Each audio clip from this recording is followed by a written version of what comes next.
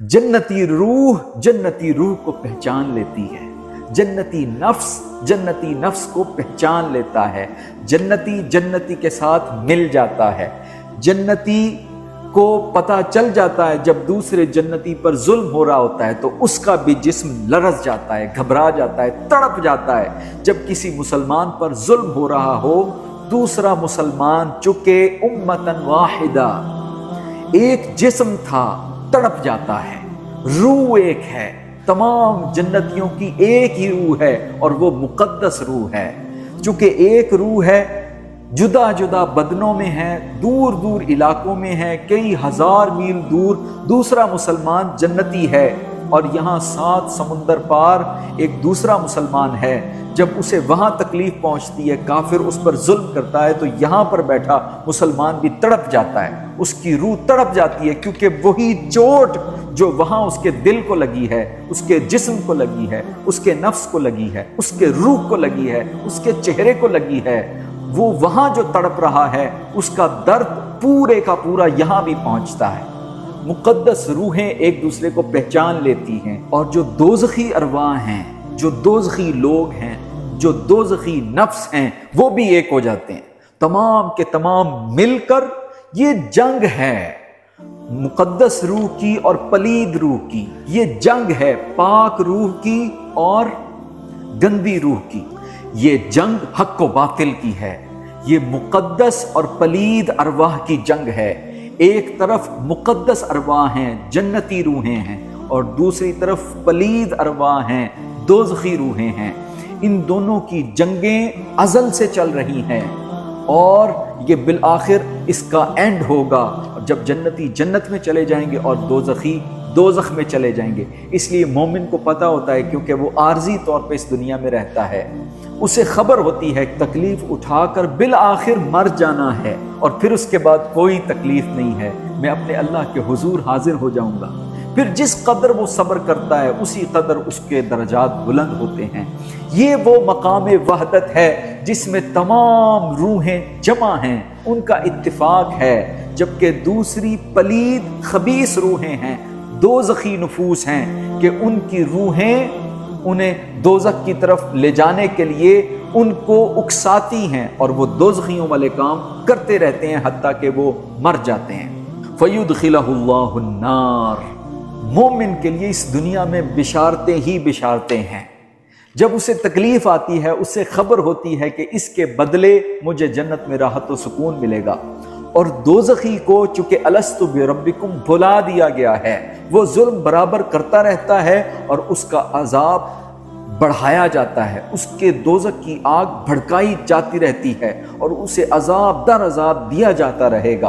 और मुसलमान को राहत व सुकून व इत्मीनान और ऐश व आराम वाली ज़िंदगी दी जाती रहेगी।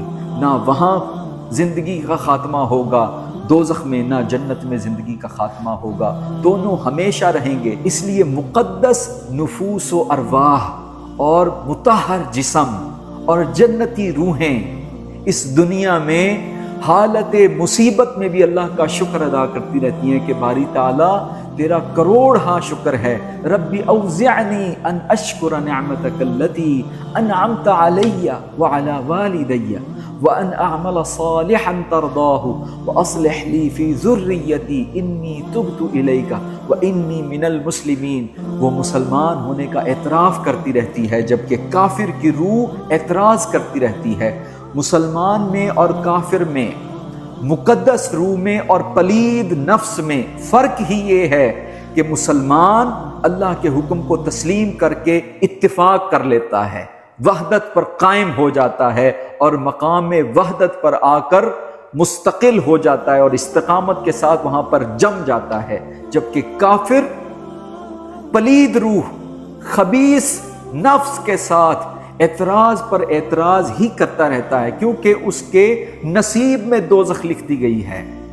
वो दोज़खी कभी भी जन्नती नहीं हो सकता, क्योंकि उसकी रूह ही गलीज है, उसकी रूह ही खबीस है, उसकी रूह ही पलीद है, उसका नफ्स पलीद है। इसलिए वो दोज़खियों वाले ही काम करता है। और मुसलमान इस दुनिया में भी खुश व खुरम रहता है। आफत व बला आती है لیکن اسے اس بات کی خبر ہوتی ہے کہ یہ تو گزر جائے گی، یہ تو عارضی ہے، میں نے تو ہمیشہ یہاں پر رہنا نہیں ہے۔ لیکن وہ جو ظلم کرتے ہیں انہیں توبہ کی توفیق بھی نہیں ملتی ہے۔ مسلمان سے گناہ ہو بھی جائے، چونکہ یہ دارالبلا ہے اور انسان خطا کا پتلا ہے، اور اس کی طینت میں نسیان ہے، اور اسے ضعیف اور کمزور پیدا کیا گیا ہے تاکہ وہ اللہ کا محتاج رہے۔ یہی وجہ ہے جب حضرت سیدنا آدم علیہ السلام اس دنیا میں تشریف لائے، جب انہیں جنت سے بھی نکال دیا گیا، کتنی بڑی نعمت تھی جنت الفردوس سے، جب انہیں نکال کر اس دار البلا میں، دیار غیر میں، خوف و ہراس کے عالم میں، جنگل میں اتار دیا گیا، لباس بھی اتار لیا گیا تھا، تو یہاں آ کر بھی اللہ پر اعتراض نہیں کیا، اقرار کیا، ربنا ظلمنا انفسنا، اے اللہ ہم نے اپنی جان پر ظلم کیا۔ یہ وہ علم لدنی تھا، یہ وہ وسعت رحمت تھی جو اللہ نے حضرت سیدنا آدم علیہ السلام کے سینے میں پوشیدہ رکھی تھی، یہ وہ راز تھا جس کی وجہ سے حضرات ملائکہ نے ان کو سجدہ تعظیمی کیا۔ وہ اس وجہ سے کہ بندہ مومن اور مقدس روح مقام وحدت پر قائم رہنے والا عبداللہ، اللہ کا بندہ، اقرار کرتا ہے، تسلیم کرتا ہے، سرب سجود ہوتا ہے، مان لیتا ہے، غلطی کا اعتراف کر لیتا ہے، اعتراض نہیں کرتا۔ جبکہ دوسری جانب جن کو دوزخی پیدا کیا گیا تھا، جن کی روحیں خبیث ہیں، وہ اعتراض پر ہی اعتراض کرتے رہتے ہیں۔ تو جو اللہ کی ذات پر اعتراض کرے وہ اپنے اوپر اعتراض کرے، جو اللہ کی ذات، اللہ کی نشانیوں، اللہ کے احکام پر اعتراض کرے وہ اپنے اوپر اعتراض کرے، کیونکہ اعتراض کرنا اس کے نصیب میں لکھ دیا گیا ہے، یہ اس کی بد نصیبی ہے کہ وہ اعتراض کرتا ہے۔ یہی وجہ ہے مومن بہت زیادہ سوال نہیں کرتا، سر تسلیم خم کرتا ہے۔ بہت زیادہ سوال کرنے کی وجہ سے بہت ساری بستیاں الٹ پلٹ کر دی گئیں، ان پر عذاب آئے۔ یہ سوال کرنا، بار بار بے جا سوال کرنا، بے تکے سوال کرنا، آج جو سوشل میڈیا پر انٹرویوز کی بھرمار ہے، اسلام اس کی اجازت نہیں دیتا، اتنا زیادہ لفاظی اور کلامی کی اسلام اجازت نہیں دیتا کہ سوال پر سوال ہیں، سوال پر سوال ہیں۔ اللہ جل وعلا نے سیدھا، سادہ، آسان فہم دین جو انسانیت کو عطا کر دیا ہے، اس میں کوئی الجھاؤ نہیں ہے، اس میں کوئی خلط ملط نہیں ہے، اس میں کوئی مشکل نہیں ہے۔ اللہ وحدہ لا شریک کو تسلیم کرنا، اپنا رب ماننا اور اس کے احکام کو فالو کرنا انسان کی فطرت میں شامل ہے، اس نے اس بات کا عہد لیا ہوا ہے۔ تو جو سوال کرتا ہے وہ شرارتی ہوتا ہے، اصل میں یہ شیطنت ہے، یہ خباثت ہے، بے جا سوال کرنا۔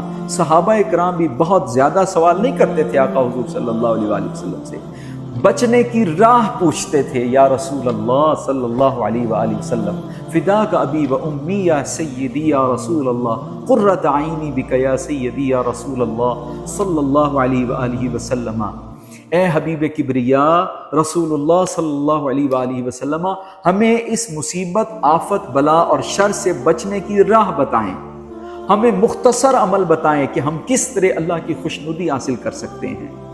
اور اہل بیت اطہار تو خاموش رہا کرتے تھے، انہیں جو بتا دیا جاتا تھا، چونکہ وہ تو نفوس قدسیہ تھے، ان کی تو بات ہی الگ ہے، وہ تو ویسے ہی علوم و معارف کا سمندر تھے، ان میں سے ہر ایک نفس سے مقدس تھا، نفس سے مطہر تھا۔